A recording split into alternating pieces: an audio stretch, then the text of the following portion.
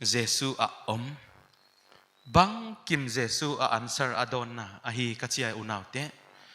lungkham liang vai te lamet be te din ama a oma khelna sukvengai te din khelna sukvenna oma hatna tasam te din ama hatna oma hi navanin lamzot na tu zanin na hal thak na chial pi ichia to panon hi hal lei uta navanin lamzot na lungkia in na pukia na cross puak gik sagop ta na hi ya hat na to pa kya mai manin unaute Jesu ki hat thak din to pa minina kahon chia lai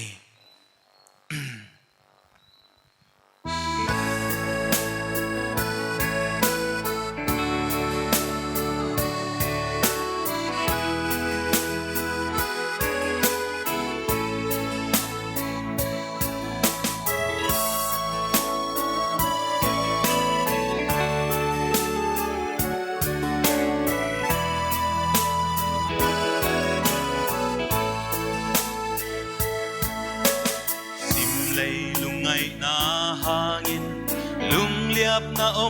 mo mai lam hun ding gel nain zai tha ane mo nat na le da na te ha lamet na be zo tan sia kisa be dong lung le na mo on ni ton tung Jesu hi ngil kein lo Jesua lamet na hi na mai lam hun ding le na nun tak na khempeu Jesu kyang pia in na lung nuam ding hi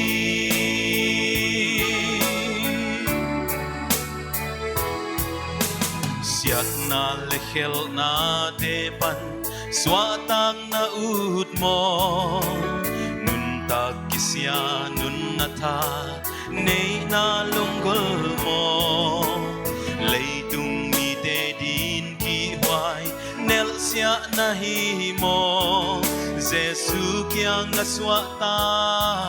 thei na bukimom hi on iton tung Jesu hi il kein lo cross tunga angai dang zoe a khial pa pen te song asisana sopsia Jesus sang le chin a hon siam thaki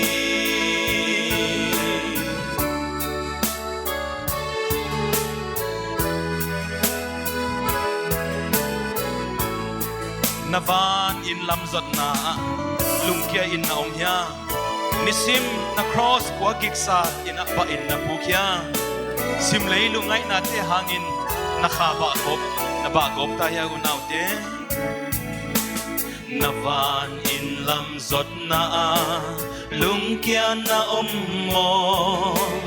nisim na cross kwa giksa ba in na pumo sim lei lungai na te ha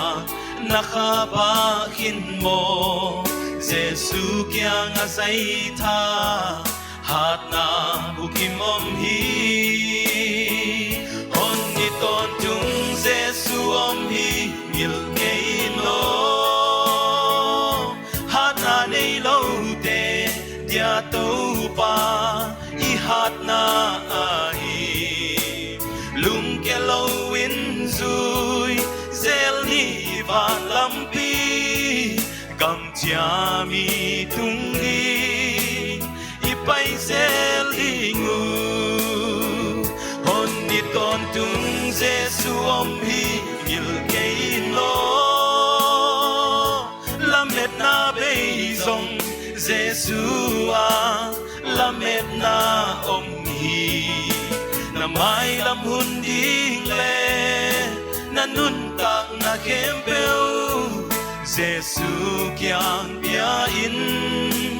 na lung nuam ding hi Jesu kyang pia in na lung nuam ding hi pa tupina tang ta hen